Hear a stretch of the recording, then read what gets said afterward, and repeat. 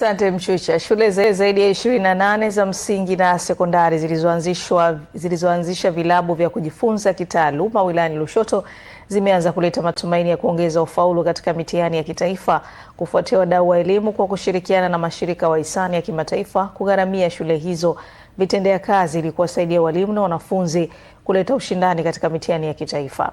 William Ngazija na ripoti. Wakizungumza katika mafunzo ya masafa kwa walimu wa shule za msingi na sekondari zilizopo katika programu hiyo, wadau wa elimu wilayani Lushoto wameshukuru kwa msaada wa vitendea kazi darasani pamoja na kuwapa elimu ya kidijitali.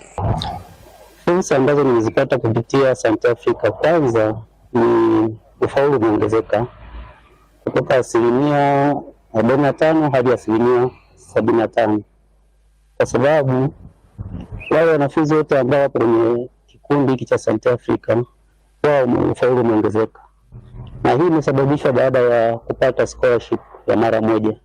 Mazingira ambayo tunayo, wazazi huwa wanashinda kuwapatia wanafunzi wao wale mahitaji yale yote ya msingi, lakini kupitia kikundi hiki cha Asante Africa huwa wanapata scholarship ya mara moja ili kuwawezesha kuongeza ufaulu wa masomo yao darasani.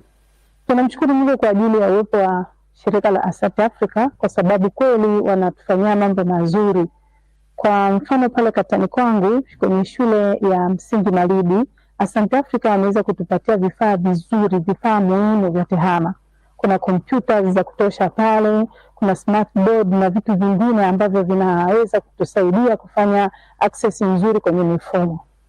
Pamoja na hivyo vitu, lakini tunashukuru pia Asante Africa kwa sababu kila wanapokuja wanakuja na package labda za kutufundisha namna ya kutenda kazi pamoja na Asante Africa, namna ya kusaidia jamii. Tunapata seminar, tunapata mafunzo ambayo yanakuwa ni muhimu sana kwenye jamii yetu.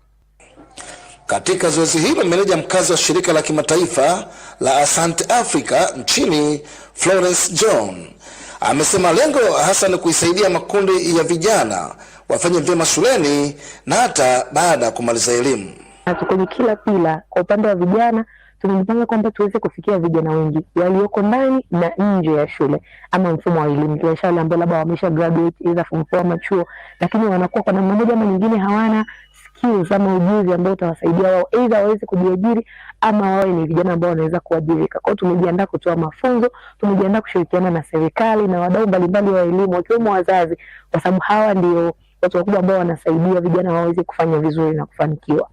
Kufuatia hatua hiyo, mwakilishi wa mkurugenzi halmashauri ya wilaya ya Lushoto amewataka walimu wa shule za msingi na sekondari walioingizwa katika programu hiyo ya kidijitali kutumia vyema fursa hiyo ili kukuza viwango vya elimu. Mimi ningewafurahia sana kama leo mkitoka hapa, yale yote mlioyapata sasa mkienda kukaa kama staff, itakuwa ni vizuri ili mwisho wa siku kutoka na malengo ambayo yanakuwa na uendelevu. Mara nyingi tumekuwa tukija kwenye mafunzo, kwenye mikutano, kwenye semina, kwenye warsha na kadhalika, tukitoka hapo tunafikia kwenye makabati, utekelezaji unakuwa hamna. Lakini kwa nilivyoona wawezeshaji wakielezea haya mambo, mimi naamini kabisa kuna watu ambao nimeona wako vizuri kabisa kwenye haya mambo. Tumama kwenye analogy, tumeelekea kwenye digitali.